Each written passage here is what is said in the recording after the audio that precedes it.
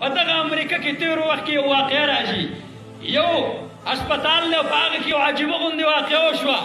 یو دوه زنانه دي، د هغې زنانو د اولاد د پیدایش وخت دی، د اولاد د پیدایش په موقع باندې د یوې زنانه هلک ماشوم پیدا شوی دی، د بلې زنانه جنۍ ماشومه پیدا شوې ده. او دغه هسپتال چې کومه عمله وه د غفلت په بنیاد باندې هغوی دا ماشومان د دوی نه ګډوډ شوي دي، چاته پته نه لګېده چې دا هلک د کومې دی او دا زنانه دا جنۍ د کومې ده. د کومې زنانه هلک ماشوم شوی دی او د کومې زنانه جنۍ ماشومه ده. په دې هسپتال کې یو ډاکټر دا د مصر دی او د مصر دغه ډاکټر مسلمان دی، د امریکې په دې هسپتال کې ډیوټي کوي. لہذا د کفارو ډاکټرانو ډېر سوچ وکړو چې دا ماشوم هلک د کومې زنانه دی، دا جنۍ د کومې زنانه ده، لیکن دوی په نتیجه ونه رسېدل. بالآخر دې مسلمان ډاکټر ته مصري ډاکټر ته د طعنې په طور باندې وویله، وایي تاسو خدا خبره کوئ چې قرآن کې د هرې مسلې حل شتی دی. اوس راوړئ که نه قرآن موږ له دا مسله حل کوي چې دا ماشوم هلک د کومې زنانه دی، دا جنۍ د کومې زنانه ده. تاسو دعوه کوئ چې قرآن کې د هرې مسلې حل دی، د دې مسلې حل موږ ته د قرآن نه پیش کوي. ډاکټر صاحب وایي زه حیران شوم، زه به د دې څه جواب کوم، دا خو د طب مسله ده، دی خو کمعقل دی چونکې دا موضوع خو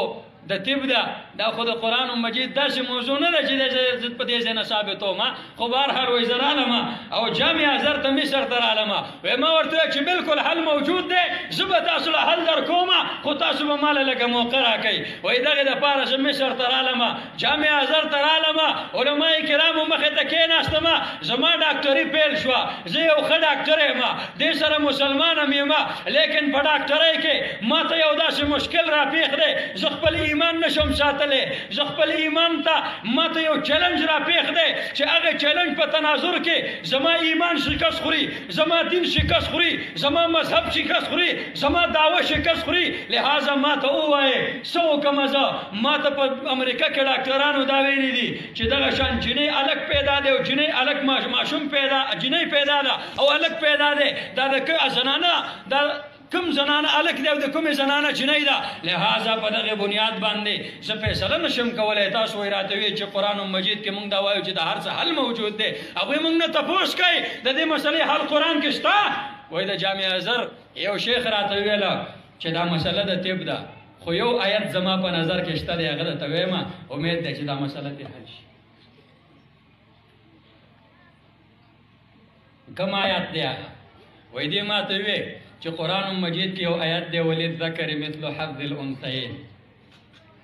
د میراث متعلق به تاسو بار بار اورېدلی، موږ چې په هېڅ څوک عمل نه کوو. دغه آیت چې موږ نه خفه دی، دې چې موږ نه مخ اړولی دی، دا چې موږ ته په ژړا دی، هغه خویندې که عربو یو طرف ته هغې ژوندۍ ښخولې، موږ طرف ته موږ د خویندو خواهشات ژوندي ښخ کړه، د هغې میراث مو وخوړو، د هغې مال مو وخوړو.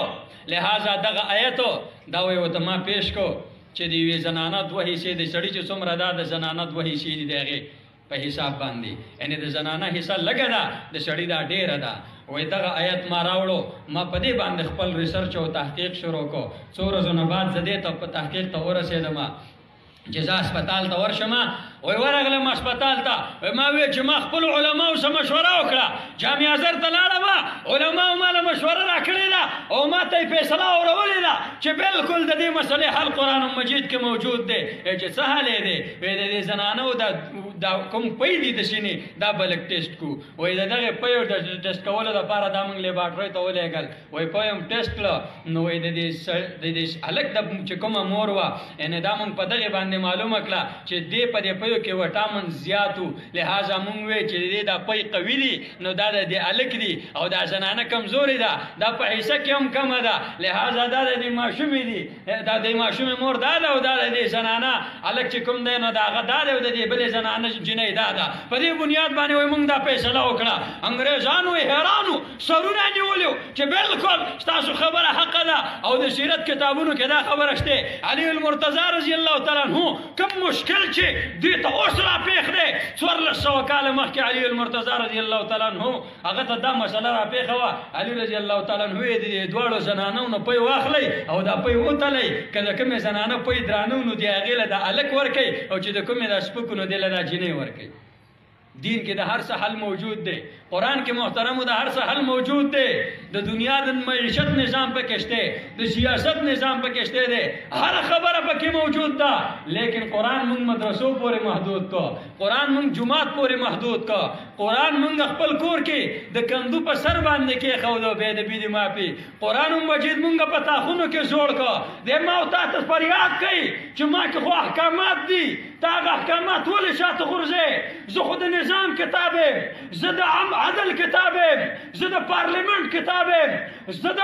عدالت کتاب ما ولې د جماعت پورې محدود کړم زه چې چاته راغلی وم هغه زه په عدالت کې ښودی وم په ما یې فیصلې کولې سیاست یې ما نه زده کړی معیشت یې ما نه زده کړی قانون یې ما نه زده کړی عدالت یې ما نه زده کړی اخوت یې ما نه زده کړی محبت یې ما نه زده کړی تجارت یې ما نه زده کړی سیادت یې ما نه زده کړی قیادت یې ما نه زده کړی بیا تاسو صرف تلاوت پورې ولې محدود کړی ما اسه کدا کیس کا بروز محشر قرآن مجید دایر کی زما استا حق کې ما او تاسو سره جواب شتا محترم قرآن به زنده باد کول غواړي ما او تاسو زنده باد کو یو حکمران زنده باد کو یو ایم پی ایس اف زنده باد کو یو ایم ان ایس اف زنده باد کو لیکن ما خو کلم د خپل مسلمانان رونه ونلیدا دا قرآن چې زمونږ مشترک اساسه ده چې دی وي قرآن زنده باد د قرآن وینا زنده باد د قرآن قانون زنده باد د قرآن نظام زنده باد زما محترم قرآن به زنده باد کو کنه وای زنده باد کو په هر میدان کې چې مونږ ته د قرآن د رهنمایي خبره مخه تراجی نو د قرآن رهنما قاری عبدالباسط صاحب نه یو ځل چاته پوښ وکړ قاری صاحب د قرآن مجید خو تاسو نه مونږ ډېر خبره اوروده چې دا قرآن مجید د پیغمبر علیه السلام معجزه ده د امت ته الله تعالی معجزه ورکړې ده لیکن دا راته ووایه چې د دې قرآن هم څه معجزه شته قرآن خود رسول الله معجزه ده خود دې قرآن څه معجزه شته قاری عبدالباسط صاحب وایي ما په سونو معجزې د قرآن مجید لیدلې دي وایي صاحب یو معجزې ذکر کوکړی شي مونږ ته د یوې معجزې ذکر وکړه قاري صاحب یو موقع وه د مصر صدر جمال عبدالناصر ما ته پیغام راولېږه چې پلانکې تاریخ دا بل چاله مه ورکوه ته به پروګرامونو له ځې خپل پروګرامونه دغې ورځې کې چاته مه ورکوه او په دې ورځو کې به مونږ بهر ملک ته ځو روس ته به ځو رشیا ته به ځو ته به ما سره ملګری ته به زما سره یو ځای ځې قاري عبدالباسط صاحب وایي زه حیران شوم چې زما په روس کې څه ضرورت راغی رشیا کې زما څه ضرورت راغی هغه خو کمونستان دي بېدینه خلک دي عیسایان دي بالاخر زما دې خبرې ته څه ضرورت راغی چې دی زما مجبوره کوي چې ته ما سره لاړ شه روس ته لہذا وایي ما سوچ کاوه چې زما ضرورت خو پاکستان کې راځي چې دلته به زه د قرآن تلاوت وکړم زما ضرورت خو افغانستان کې راځي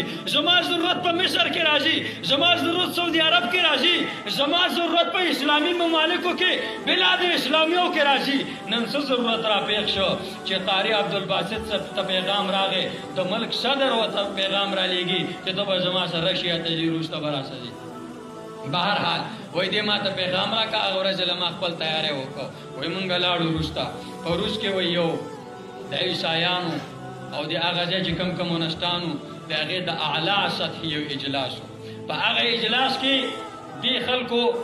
زمونږ د مصر صدر جمال عبدالناصر وی چې زمونږ یو ملګری ما سره راغلی دی هغه به د دې مجلس آغاز د خپل زمونږ چې کوم مذهبي کتاب دی د هغې د تلاوت او د لوستلو نه به د دې مجلس آغاز وکړي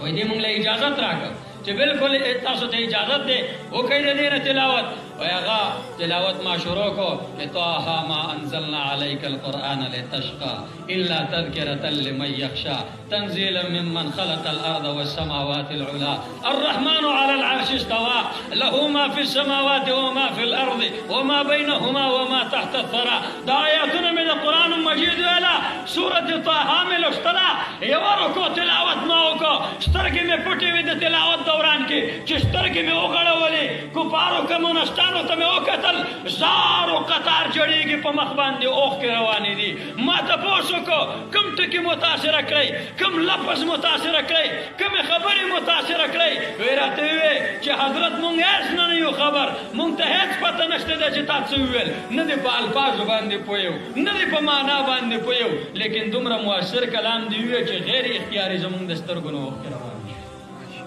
دا د قرآن مجید معجزه ده نن هم دا په روس کې اثر کوي نن هم دا په کمونستانو باندې اثر کوي